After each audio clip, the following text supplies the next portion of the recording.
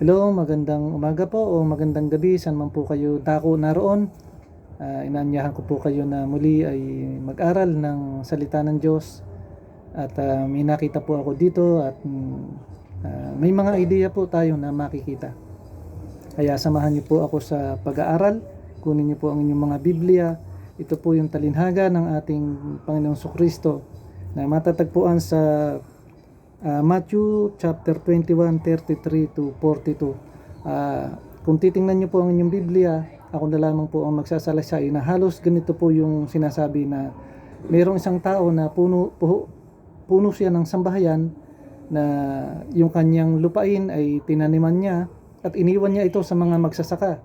At nang dumating na yung anihan ay nagpadala siya ng sugo upang tanggapin niya yung kanyang parte. Ano po? Kaya ang title ko po rito sa ating pinag-aaralan ay Who is the last messenger? Ano po? Sino ang huling mensahero? O sino yung huling isinugo ng Panginoon? Kaya dito po sa talinhaga na ito, makikita po natin na yung puno ng sambahayan ay nagpadala siya ng kanyang alipin at nung ito ay makita ng mga magsasaka ay sinunggaban yung alipin na ito at sinaktan. At yung puno ng sambahayan muling nagpadala siya ng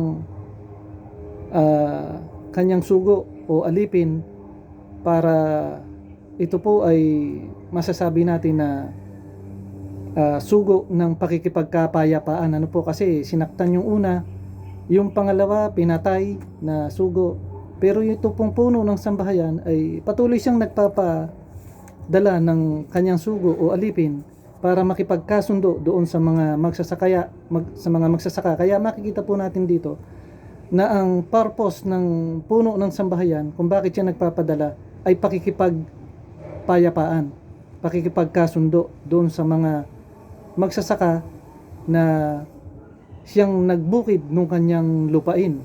Ano po? Kaya dito sa ating pag-aaral, makikita natin paulit-ulit na nagpapadala yung puno ng sambahayan ng kanyang mga isinugo o alipin. Ngunit ang ginagawa ng mga magsasaka ay pinapatay o binubugbog.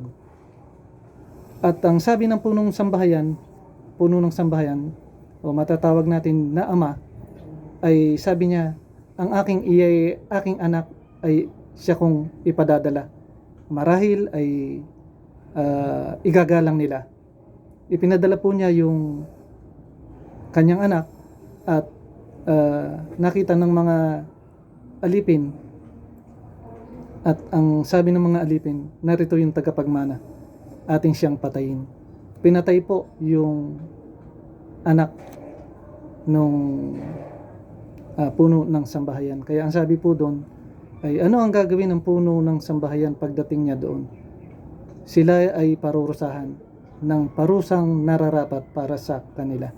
Kaya makikita po natin dito, ang ipinadalang huli ay ang anak na ng puno. Kaya makikita din po natin dito na kung titingnan natin, ang parable pong ito ay tumutukoy sa ating Diyos Ama at sa kanyang anak na ipinadala para sa pakikipagkapayapaan. Ano po, makikita po natin dito na ganong kahabag na sa kabila ng pinapatay yung mga alipin, mga propeta, ay patuloy na nagpapadala hanggang ipadala ang anak patungkol sa pakikipagpayapaan.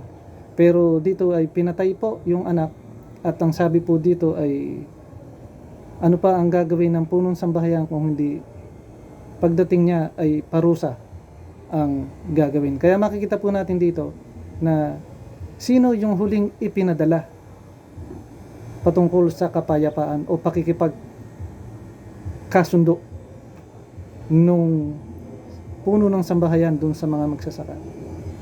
Ito pa ay sumisimbolo ito ng ang ating Diyos Ama ipinadala ang anak at yung anak ay patungkol sa pakikipagkapayapaan at tinanggihan. Makikita po natin sa istorya na tinanggihan ang anak hanggang sa pinatay ang ating Panginoon Kristo. Ganun din po yung talinhaga na ito na makikita po natin dito na pinatay ang ating Panginoong Jesucristo. Kaya ito ay tumutukoy po sa huling mensahero o huling sugo na ipinadala ng Diyos. Wala na pong ibang sugo na ipinadala patungkol sa kapayapaan. Kung kaya po, ito isang aral din, kung kayo po ay nakasapi sa isang samahan o isang relihiyon na sinasabi na siya yung huling sugo, ay pag-aralan nyo po ang inyong samahan at baka po kayo ay naliligaw dahil wala na pong ibang sugo, wala nang huling sugo na ipinadala kundi ang anak ng Diyos, ang ating Panginoong Jesucristo. Kung sinasabi nila na ito yung huling propeta, huling mensahero o huling pasugo o anuman na patungkol sa pakikipagkapayapaan sa Diyos, ay wala na po dahil ipinadala na po yung anak. Ultimatum na po yun sa pakikipagkasundo ng Diyos sa tao. Kaya nga po meron tayong John 3:16, for God so loved the world that He gave His only begotten Son, that whoever believe in Him shall not perish but have eternal life. Ano po, kung babasahin po natin ang Hebrew chapter 1, 1-2. Hanapin nyo po ang Hebrew chapter 1 bilang supporting verse po natin. Ang sabi po dito, Hebrew chapter 1, 1-2, sabi po dito, ang Diyos na nagsalita ng unang panahon sa ating mga magulang sa iba't ibang panahon at sa iba't ibang paraan sa pamamagitan ng mga propeta, ay nagsalita sa atin sa mga huling araw, at ito sa pamamagitan ng kanyang anak na siyang itinalaga na tagapagmana ng lahat ng bagay, na sa pamamagitan naman niya'y ginawa ang sanlibutan. Ayan, dito po sa Hebrew makikita po natin na ang Diyos ay nagsalita sa atin sa pamamagitan ng mga propeta, nagpadala siya ng mga propeta, pero sa huling araw ipinadala po niya yung anak, at ito na po yung huling sugo, ang anak. Ano po, kaya makikita po natin dito, ipinadala na po yung anak. Sabi po dito, ay nagsalita sa atin sa mga huling araw na ito sa pamamagitan ng kanyang anak na siyang itinalaga na tagapagmana ng lahat ng mga bagay, na sa pamamagitan naman niya'y ginawa ang sanlibutan. Makikita po natin dito na ipinadala na po yung anak. Siya na po yung huli. Wala na pong susunod pa. Kaya po kung sa inyo ay dumating na may mga sugo, huling sugo, huling propeta, ay mag-isip po tayo dahil baka po naililigaw tayo. Po, kaya sa ating pong pag-aaral, ito pong talinhaga na ito ay pinatitibayan po nito na ang ating Panginoong Jesucristo yung huling mensahero patungkol sa pakikipagpayapaan natin sa Diyos. At ang huli po, at ang sabi po doon ay, ang kasunod na po noon ay ang kaparusahan. Po, kung hindi po tayo tatanggap sa ating Panginoong Jesucristo, kung hindi tayo mananampalataya sa Kanya, ang kapalit, ang natitira po ay ang parusa po sa atin, na hindi magsisimpalataya doon sa ibinigay niya sa Kanyang bugtong na anak. Kaya basahin po natin, balikan po natin doon sa Matthew 21:33-42. Balikan po natin doon dahil ang sabi po dito, at sinabi sa kanila ni Jesus sa verse 42 po, kailan may bagay hindi niyo nabasa sa mga kasulatan, ang batong itinakwil ng nagtayo ng gusali ang siya ring ginawang pangulo sa panulok, at ito'y mula sa Panginoon, at ito'y kagilagilala sa harap ng ating mga mata. Ito po yung batong panulok. Dito sumisimbolo rin po ito o ipinakikita rito ang ating Panginoong Jesucristo. Pagkayari po dito ng talinhaga niya na sinabi dito. Tingnan po natin yung 1 Peter 2 chapter 1 Peter chapter 2 verse 4-7. Basahin po natin to.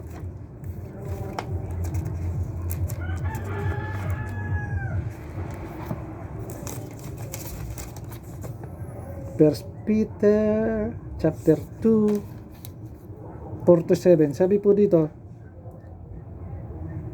na kayo'y magsilapit sa Kanya na isang batong buhay na sa katotohanan ay itinakwil ng mga tao datapwat sa Diyos ay hirang mahalaga. Kayo rin naman na gaya ng batong buhay ay natatayong bahay na ukol sa Espiritu upang maging pagkasasordoting banal, upang maghandog ng mga hain na ukol sa Espiritu na nangkalulugod sa Diyos sa pamamagitan ng Hesukristo, sapagkat ito ang nilalaman ng kasulatan, narito aking ilalagay sa sayon ang isang batong panulok na pangulo, hirang mahalaga, at ang sumasampalataya sa kanya ay hindi mapapahiya. Sa inyong ang nananampalataya siya ay mahalaga, datapat sa mga hindi nananampalataya, ang batong itinakwil ng nagsisipagtayo ng bahay, siyang naging pangulo sa panulok. Kaya makikita po natin dito ay ang ating Panginoong Kristo ang tinutukoy din niya po. Yung itinakwil, ang bato, siya rin po ang huling mensahero na makikita po natin dito sa kanyang talinhaga. Napakahalaga po nito dahil kung tayo po ay naililigaw ng mga nagmemensahe sa atin, kung tayo po ay may mga naririnig na ito yung huling sugo, huling propeta o huling mensahero, ay ito po ay isang malaking question na kailangan po nating mapag-aralan at makita upang hindi po tayo mailigaw. Isang verse at talata pa po, basahin po natin Acts chapter 4, 2 to 12. Acts chapter 4, 10 to 12.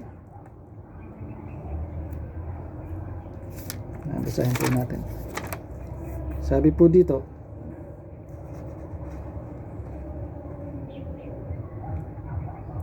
talastasin ninyong lahat at ng buong bayan ng Israel na sa pangalan ni Hesukristo, taga Nazaret na inyong ipinako sa krus na binuhay ng Diyos na maguli sa mga patay, dahil sa kanya ay nakatindig ang taong ito sa inyong harap na walang sakit.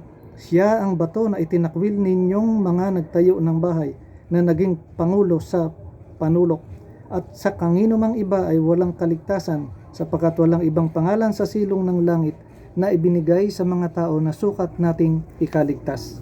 Yan, makita po natin muli tinukoy ang panulok na bato na walang iba kundi ating Panginoong Kristo. At ang sabi po doon, walang ibinigay ang Diyos na pangalan sa silong ng langit na sukat nating ikaligtas, ang ating Panginoong Kristo lamang, ang huling mensahero, ang huling ipinadala ng Diyos patungkol sa pakikipagkapayapaan sa Kanya. Kaya sa maiksing pag-aaral o pagbubulay-bulay natin, marahil ay may natutunan tayo, at dalangin ko na nawa ay nabuksan o mabuksan ang inyong mga puso, isip, at maging katanungan ito lalo na po doon sa mga nagsasabi na meron silang huling mensahero o huling sugo, huling propeta. Ay makapag-isip-isip po sana tayo at mapag-aralan natin na ang bugtong na anak, siya na po ang huling ipinadala para sa pakikipagkapayapaan natin sa Diyos.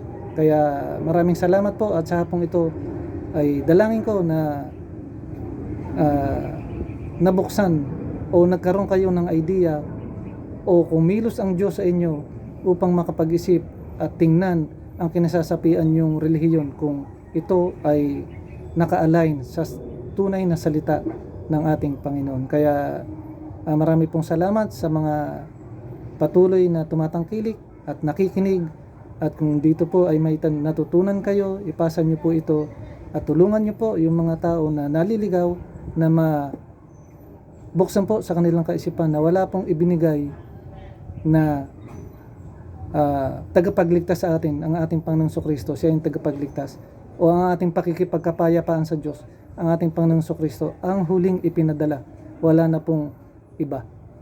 At ang sabi nga po doon, katulad yung John 3:16 na ating pong laging sinasabi, ay for God so loved the world, that He gave His only begotten Son, that whoever believe in Him shall not perish but have eternal life. Maraming salamat po. God bless.